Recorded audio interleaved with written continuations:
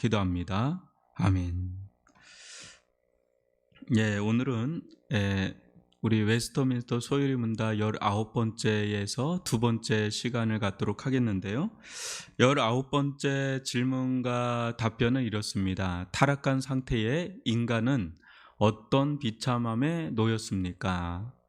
타락한 인간의 비참함에 대해서 지난번에 간단하게 살폈는데 또 한번 우리가 이 부분에 대해서 살펴볼 텐데요. 그 답변은 이렇습니다. 타락으로 인해 모든 인류는 하나님과의 교제를 잃어버렸고 하나님의 진노와 저주 아래 놓이게 되었으며 그래서 이 세상에서 모든 비참함과 죽음과 영원한 지옥의 형벌에 놓이게 되었습니다. 예, 오늘은 이 두 번째 지난번에는 전반부에 대해서 살펴봤다면 오늘은 후반부에 대해서 잠깐 살펴보도록 하겠습니다. 인간은 타락으로 인해서 가장 먼저는 가장 큰 축복이죠. 하나님과의 교제를 잃어버렸고 두 번째로는 그로 인해서 하나님의 진노, 저주 아래 놓이게 되었다라는 거예요. 또 이 세상 가운데 하나님의 진노와 저주 아래 있다는 것은 이 세상 가운데 비참함이 들어왔다는 겁니다. 그 비참함의 끝이 죽음이고 또 그 죽음 너머에는 하나님의 심판이 기다리고 있다라는 것. 이것이 성경이 전반적으로 우리에게 보여주고 있는 가르침이에요. 네 번째 한번 살펴볼게요. 이 땅에서 비참한 삶에 놓이게 되었다. 그러니 이 땅에서 비참함이란 뭐냐? 성경에서 말하는 비참함이라는 것은 굉장히 공개적인 거고 또 일반적인 어떤 것들이에요. 그냥 우리가 다 아는 것들이에요. 이게 우리가 일상에서 경험하고 있는 뭐 전염병. 여러분 요새 우리 한 2년 정도 계속해서 코로나19에 노출돼서 얼마나 많이 곤욕을 지금 치르고 있습니까? 이 전염병. 이건 뭐 성경에 계속해서 나오고 있는 것이고요. 또 기근.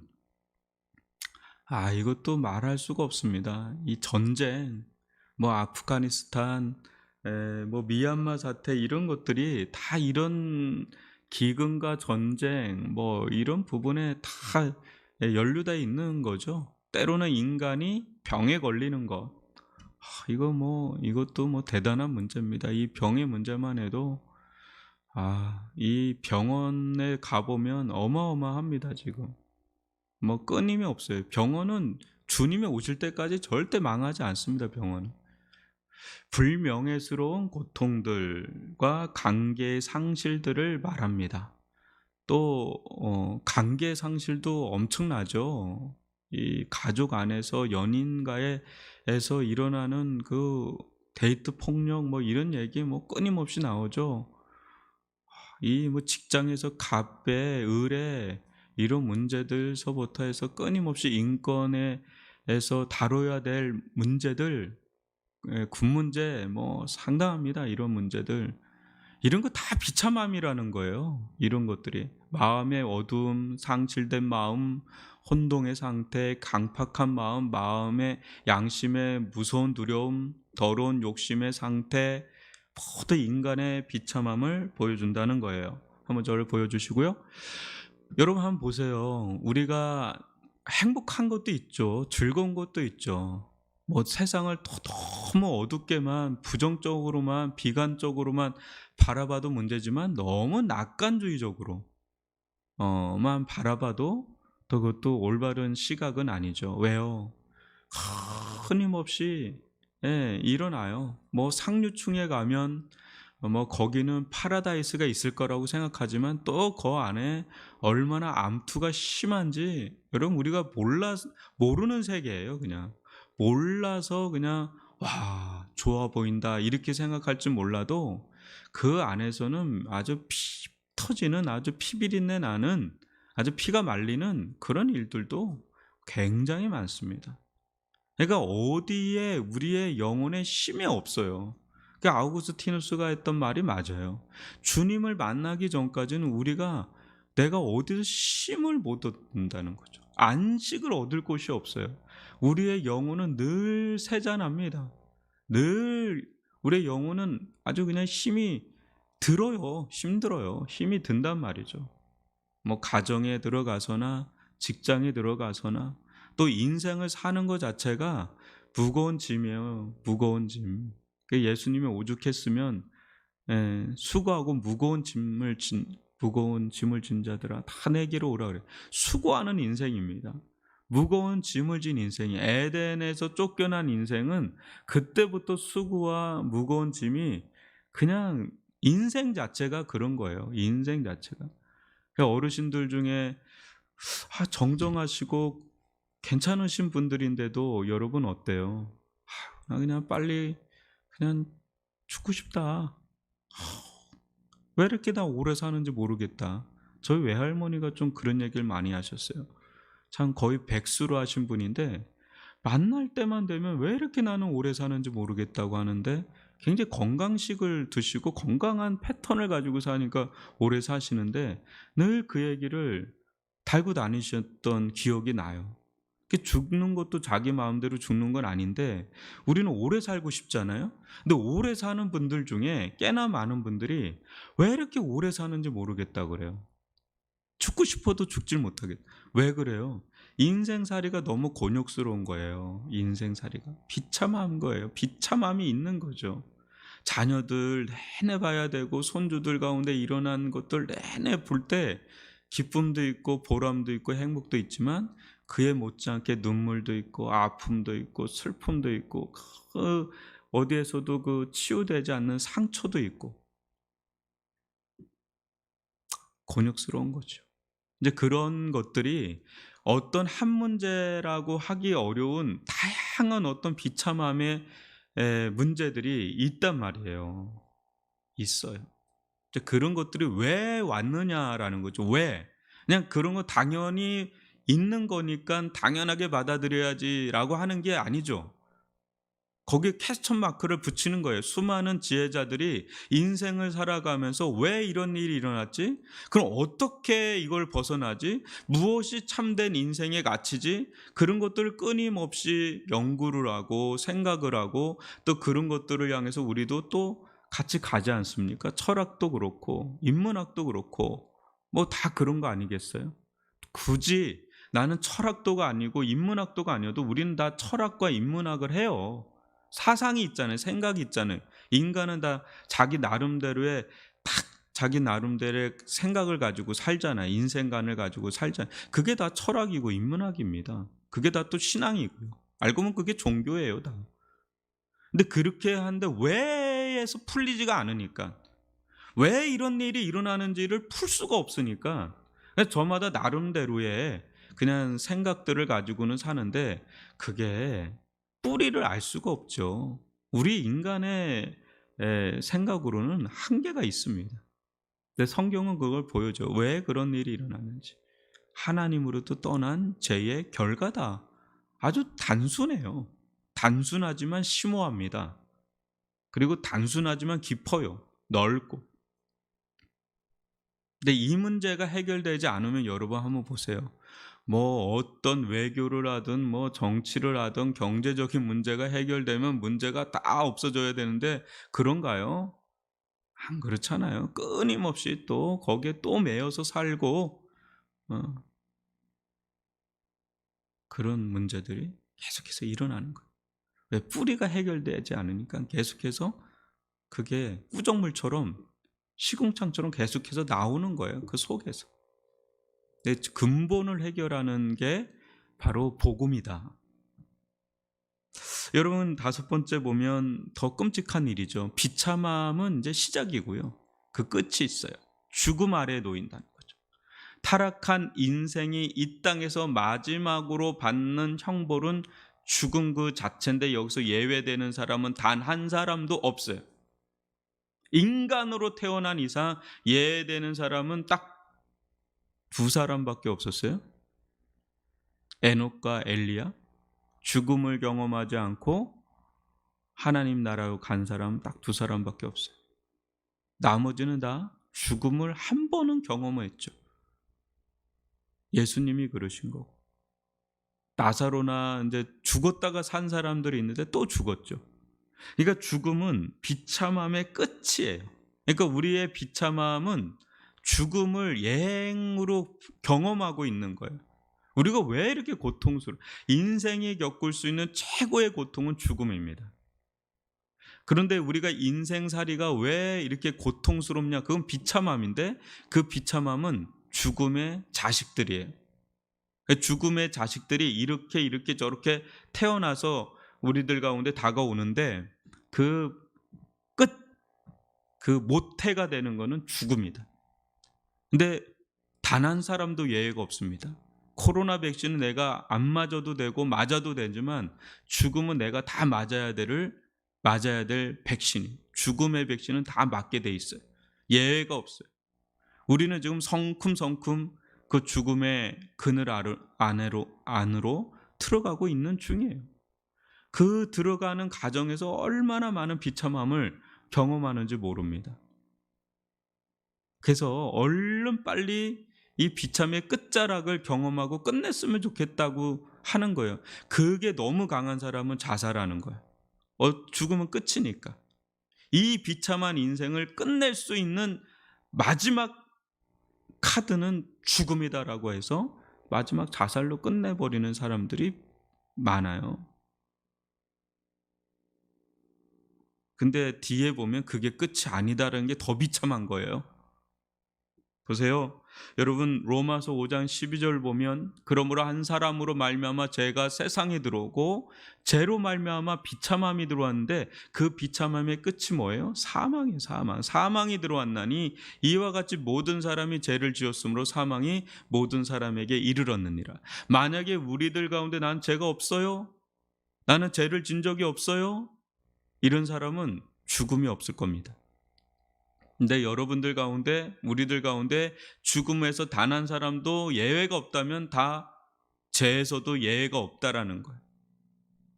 이 말이 왜 중요하냐면 죄에 대해서는 반드시 대가를 지불해야 돼요. 그래서 형벌이라고 그러는 거죠. 그걸 받아야 될 대가 지불이 있어요.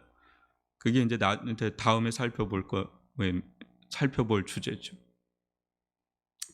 여러분 로마서 6장 23절도 보시면 죄의 싹은 사망이요.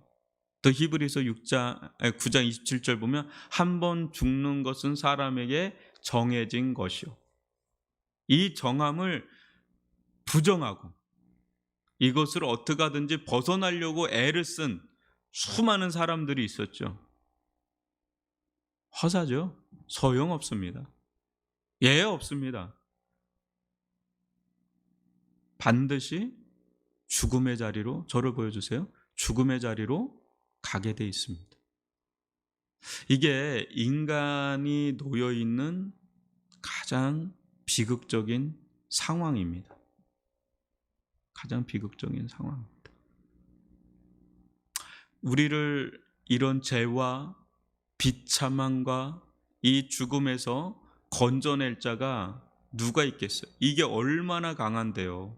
내 힘으로 아무리 애를 써봤자 이 죄와 이 비참함과 이 죽음에서 우리를 벗어나게 할 수 없어요. 이 비참함은 어떻게든지 좀 모면할 수는 있을 수 있어요. 이 땅 가운데 권력이 많거나 물질, 경제, 돈이 많으면 어느 정도 비참함으로부터 나를 구원할 수는 있습니다. 그러나 여러분 보세요. 그 속에서도 또 끊임없이 문제는 일어나고 있음을 우리가 모르지만 있어요. 그 더더군다나 이 죽음 문제를 어찌 해결할 수가 있겠어요? 때가 되면 모든 것을 다 내려놔야 되는 세잔함이 오고 권력도 내려놔야 되고 물질도 내려놔야 되고 모든 걸 내려놔야 되는 그런 인생의 막을 내려야 되는 그런 때가 오고 죽음의 자리로 또 우리는 마지막 가게 되고 또 언제 무슨 일이 일어날지 또 모르고요. 또 그렇지 않습니까? 언제 무슨 일이 일어날지 모릅니다. 그러니 이런 공궁한 곰핍한 우리 인생을 건져낼 자가 누구겠냐 이런 고백을 하지 않을 수가 없죠. 더더군다나 우리의 이 양심의 고통은요 이름 말할 수 없는 겁니다. 우리 마음의 고통은요, 이루 말할 수가 없는 거예요. 죄를 지으면 이 영혼이 시달려요. 양심이 시달려요. 우리가 아무리 그거에 대해서 뭐 합리화를 시켜도 잊으려고 해도 잊혀지지가 않죠. 끊임없이 생각이 나는데, 예, 그 또 영혼의 그 불안, 두려움, 알 수 없는 것들이 우리를 얼마나 짓누르고 억압합니까? 여러분, 서구라파 잘 살면 잘 살수록 이 정신적인 문제가 엄청 커지는 거 알죠? 정신적인 질환에 관련된 약은 끊어지지가 않습니다. 병원은 더 많이 생기고요. 왜 그렇죠? 진짜 어렵게 사는 나라는 정신병원이 없어요. 정신과 병원이 없어요. 근데 왜 이렇게 서구라파 쪽으로 가면, 우리나라도 60년대 없었단 말이에요. 근데 왜 지금 이 더 산만불되고 더 잘 살면 잘 살수록 왜 공황장애라든지 이 정신적인 질환이 왜 더 많아지는 겁니까? 더 좋아졌는데 삶은 아니라는 거예요. 그렇게 해서 해결될 문제가 아니다라는 것을 보여주고 있는 거예요. 더 끔찍한 것이 있죠. 6번째 보면 지옥과 정죄 아래 놓인다. 회개하지 않는다면 인간은 모두 지옥과 정죄에 이르게 되어 있습니다. 지옥은 하나님의 자비가 없는 심판만 있는 곳입니다. 이게 진짜 마지막이죠. 그 전에 있었던 건 다 그냥 그림자고 이제 진짜가 오는 거죠. 실체가 오는 거죠. 주일날 제가 그랬죠. 피상적인 세계가 있고 진짜 세계가 있다. 피상적인 세계는 진짜 세계를 보여주는, 뭐랄까요? 예고편 같은 것이라 그럴까요? 그게 아예 두 개가 완전 다른 게 아니라 실은 굉장히 연속성은 있어요. 근데 그게 다가 아니라 진짜 본편은 따로 있다는 거죠. 그거를 이제 미리 맛배기로 막 보여주는 거예요. 하나님 살아계시고 하나님은 우리들 가운데 역사하시고 하나님은 공의의 하나님이다라는 거죠. 반드시 하나님은 당신의 공의를 실현하십니다. 완전하게. 단 하나의 흐트러짐이 없이 완벽하게 하나님의 공의를 실현하시는데, 그렇지 않으면 하나님이 아니죠. 완전하신 분이 하나님이신데 뭔가 허저분하면 그게 하나님이시겠어요? 아니겠죠.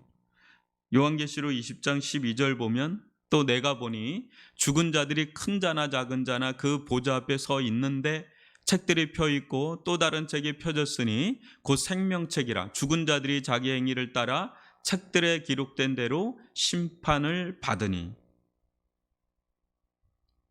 불화할 거 없다는 거예요. 불화할 거 없다는 거예요. 제가 아는 분이 유명한 해운대에서도 가장 큰 절, 해운정사라고 어마어마한 절이 있습니다. 거기에 우리나라 최고 기업의 총재 사모님 늘 와서 그 조공 들어요. 어마어마하게 드립니다. 소용없어요. 아무리 잘 살고 아무리 뭐가 있어도 소용없어요. 무서운 거예요. 그거 어떻게 감당하겠어요? 우리가 나중에 하나님의 생명책과 행위책 아래서, 행위책에 우리의 모든 게 다 기록이 된단 말이에요. 어떻게 감당할 수 있겠습니까? 인간이 받는 형벌도 감당이 못하는데, 여러분, 구치소에 들어가서 1년, 2년 되면 절대로 사람들이 다시는 여기 들어오지 않겠다라는 각성을 하게 된대요. 그게 감옥이에요. 완전 자유가 없죠. 자유 없는 것만 해도 고통스러운데 지옥은 그런 차원이 아니에요, 여러분. 그런 차원이 아니에요. 영원이에요. 영원과 싸워야 돼요. 영원한 심판. 근데 영원한 심판인데 이 영원한 심판의 가장 무서운 게 뭔지 아십니까? 영원히 더 증가되는 심판이에요. 천국은 정반대죠. 영원한 천국인데 더 증가되는 영원성을 가지고 있어요. 그러니까 기쁨이 계속 영원토록 증가가 돼요. 끝이 없도록. 하나님이 끝이 없잖아요. 근데 지옥은 반대라는 데 가장 큰 문제가 있는 거예요. 영원히 고통받으면 되겠지에서 끝나지 않아요. 영원히 가중되는 고통에서 고통받겠지라고 생각해야 돼요. 눈이 떠져야 돼요. 우리의 눈이 활짝 떠져야 돼요. 그래야 이 세상이 바로 보이기 시작해요. 여러분, 요한계시록 20장 13절 14절을 제가 읽어드리겠습니다. 바다가 그 가운데에서 죽은 자들을 내주고 또 사망과 음부도 그 가운데에서 죽은 자들을 내주매 각 사람이 자기의 행위대로 심판을 받고 사망과 음부도 불못에 던져지니 이것은 둘째 사망과 불못이라. 누구든지 생명책에 기록되지 못한 자는 불못에 던져지더라. 이게 요한계시록의 마지막에 우리에게 던져주고 있는 겁니다. 그래서 시편 73편 기자는 이렇게 고백을 합니다. 하나님의 성소에 들어갈 때에야 그들의 종말을 내가 깨달았나이다. 주께서 참으로 그들을 미끄러운 곳에 두시며 파멸에 던지시니 그들이 어찌하여 그리 갑자기 항폐되었는가 놀랄 정도로 그들은 전멸하였나이다. 하늘에서는 주 외에 누가 내게 있으리요 땅에서는 주밖에 내가 사모할 리 없나이다. 하나님께 가까이함이 내게 복이라. 내가 주 여호와를 나의 피난처로 삼아 주의 모든 행적을 전파하리이다. 아멘. 여러분, 이 비참한 가운데 우리가 놓여 있습니다. 이 땅 가운데 우리가 사모할 리 누구밖에 없습니까? 주 외에, 주밖에 내가 사모할 리 없습니다. 내가 가까이 할 분 누구밖에 없습니까? 하나님을 가장 가까이 해야 돼요. 그 어떤 것보다도 하나님을 가장 가까이 하는 그 길이 생명의 길이고 그 길이 가장 복된 길이고 그 길이 가장 지혜로운 처사예요. 여러분, 이 길에서 벗어나 있는 것이 가장 위태한 길을 가는 것이고 가장 위험한 길을 가는, 가장 무모한 길을 가는 어리석은 길임을 아시고 이 비참한 가운데서 우리를 구원해 줄 유일한 한 분, 그분을 이 땅 가운데 보내셔서 온갖 우리의 비참함을 다 대신 감당하신, 당하신 그 예수, 그분만을 의지하면서 살아가는 저와 여러분이 되기를 주님의 이름으로 축원합니다.